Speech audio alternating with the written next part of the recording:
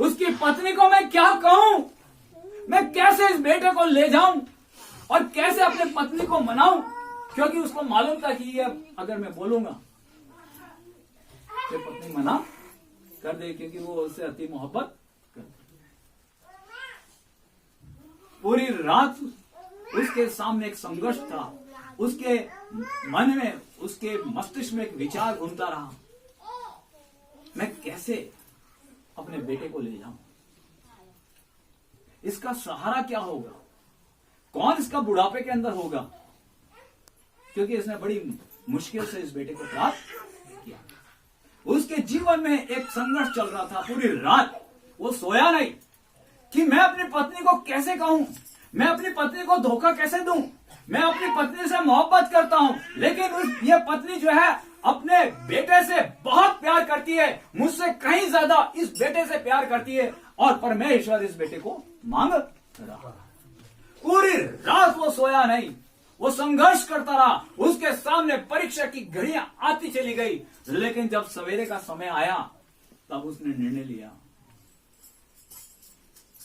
मैं मेरे बेटे को लेकर के जाऊं। और तब उसने गधे के ऊपर काठी कसी और उसने लकड़ी रखी और अपने बेटे से बोला, अपने को कहीं जाना है, चल। और वो सवेरे तड़के उठा और उसने लकड़ियां फाड़ी।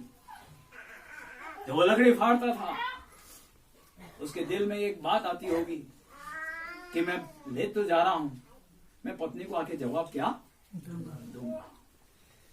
मैं ले तो जा रहा हूं, लेकिन आकर के जब पत्नी मेरे से पूछेगी वो बेटा कहां है, तुम कहां ले गए उसको, जब वो मेरे हाथ में नहीं होगा, मेरे पास नहीं होगा, मैं उसको क्या जवाब दूंगा।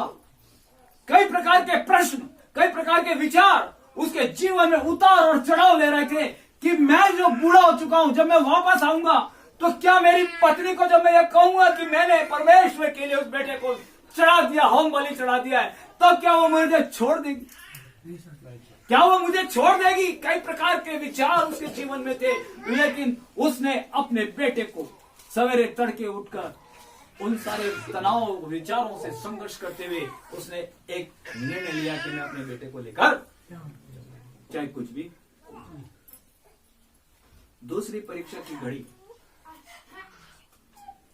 जो जगह बताई गई, जो जगह बताई गई, वहां पहुंचने में 3 दिन लग रहे थे। कितने दिन? 3 दिन। आप सोचिए जरा, 3 दिन 72 घंटे हुए। वो 72 घंटे जब चल रहा था पैदल, हर पल संघर्ष, हर पल विचार उसके मन में उठ रहे होंगे कि मेरी पत्नी क्या सोच रही होगी जब वो बेटे को ढूंढ रही होगी। मैं रास्ते पर अपने बेटे को लेके जा रहा हूं, बेटे को बताया नहीं कि हम कहां जा रहे हैं। और जैसे जैसे एक एक दिन, एक एक पल उसके लिए क्या था, उसके मन में बोझ बढ़ता जा रहा था। वो संघर्ष कर रहा था, वो लड़ाई लड़ रहा था, किसके विचारों के बीच में, अपनी पत्नी की मोहब्बत के बीच में और अपने बेटे की मोहब्बत के बीच में। बहुत गहरा आज का वचन है। एक बाप जो बुढ़ापे में है, जिसका कोई था ही नहीं, उसको बलि लेके चढ़ाने के लिए लेके जा रहा है। क्या अब्राहम अपने बेटे से मोहब्बत नहीं करता? जिस तरह से उसकी पत्नी जो थी उससे इतनी मोहब्बत करती थी, क्या वो नहीं करता?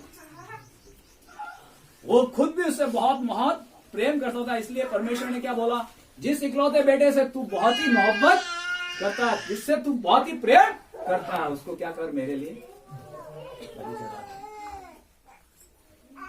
वो उतार और चढ़ाव, वो उतार और चढ़ाव 72 घंटे बहुत ज्यादा होते हैं। वो लम्हे जो हम एक एक पल नहीं बिता सकते, और हम क्या हो जाते हैं, उस तनाव में घिर करके हमारे अंदर जो स्ट्रेस होने लगता है, हमारे अंदर जो टेंशन होने लगता है, जिसके कारण से बीपी हमारा क्या हो जाता है, हाई हो जाता है, ब्लड का जो प्रेशर होता है, जो नर्व्स के अंदर, वेन्स के अंदर, वो ज्यादा बढ़ जाता है और ब्रेन हेमरेज हो जाता है, मस्तिष्क फट जाता है।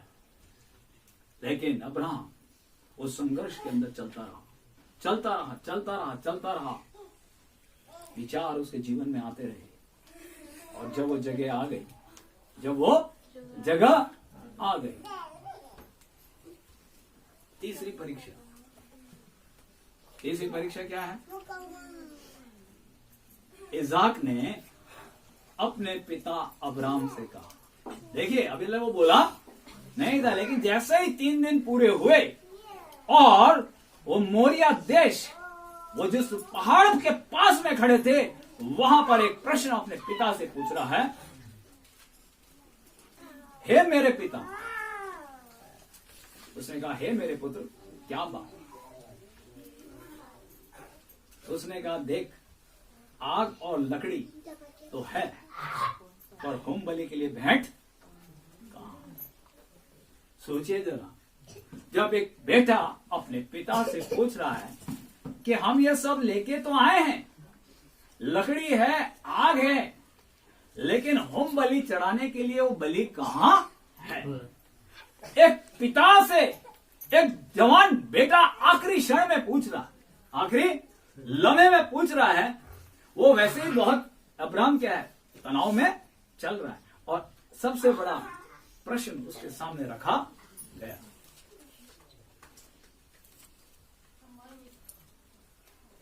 उसको मालूम था, अब्राम को, कि मुझे इसी बेटे को बलि चढ़ाना है।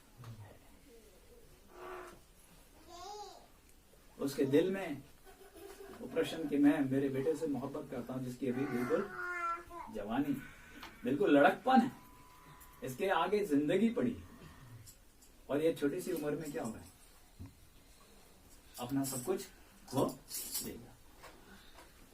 जितना माँ उसको प्यार करती थी, उससे भी पिता उससे अधिक प्यार करता। जिस समय वो उसको ये प्रश्न पूछ रहा है, अब्राहम के आंखों में आंसू आ गए। अब्राहम मन के अंदर रोने लगा, मैं मेरे बेटे को कैसे बलि चढ़ा सकता हूं? मेरे बेटे को, मैं इस जवान बेटे को कैसे, जिसको मैंने बड़ी मन्नतों से मांगा है, बड़ी मुश्किल से इसको मांगा, और मेरा क्या होगा जब मैं इसको चढ़ा दूंगा? कई प्रश्न उस समय इसके अंदर संघर्ष कर रहे थे। एक तरफ बोल रहा था कि चढ़ा दे परमेश्वर को, एक तरफ, दूसरी तरफ विचार क्या आ रहे थे, अरे अगर तू चढ़ा देगा तो तेरा बुढ़ापे का सहारा कौन? तेरा वंश किसके लिए चलेगा? कौन तेरे वंश को चलाएगा? कौन तेरी पत्नी को देखेगा? तेरी पत्नी भी तुझे छोड़ देगी, और फिर उस समय तेरा कौन सहारा होगा? कोई तेरा सहारा नहीं होगा। तेरी लाठी कौन बनेगा? कई प्रकार के प्रश्न, कई प्रकार के विचार उसको दूसरे मार्ग की ओर ले जाने लगे थे। क्या ऐसा संघर्ष हमारे जीवन में आया, आपके और मेरे? लेकिन ये अब्राहम उतार और चढ़ाव के अंदर संघर्ष में निर्णय ले रहा है, और तब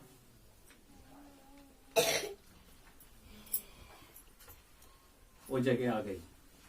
जब वो जगह आ गई और उसने एक एक लकड़ी उस वेदी पर जमाई, एक एक लकड़ी को वो चुन चुन करके क्या कर रहा था, उस वेदी पर लगा। और जब जब वो एक एक लकड़ी को उस वेदी पे लगा रहा था, उसके आंखों से आंसू गिर रहे थे, उसकी आंखों से आंसू गिर रहे थे। अब क्या होगा? अब क्या होगा? मैं अपनी पत्नी को अब क्या बोलूंगा? मेरे जीवन का क्या होगा? मैं इस बेटे से बहुत मोहब्बत करता हूं, इस बेटे की पूरी जिंदगी पड़ी है। वो एक एक लकड़ी को चुन रहा था कि शायद परमेश्वर इंतजाम कर देगा, शायद परमेश्वर हो सकता है कि मेरे को मना कर दे कि नहीं नहीं नहीं, मुझे ये बेटा नहीं चाहिए। वो सोच रहा था, उसके मन में एक एक लकड़ी को जमा रहा था, उसकी आंखों से आंसू टपक रहे थे कि जिस बेटे को मैंने बड़े जत्न से पाया है,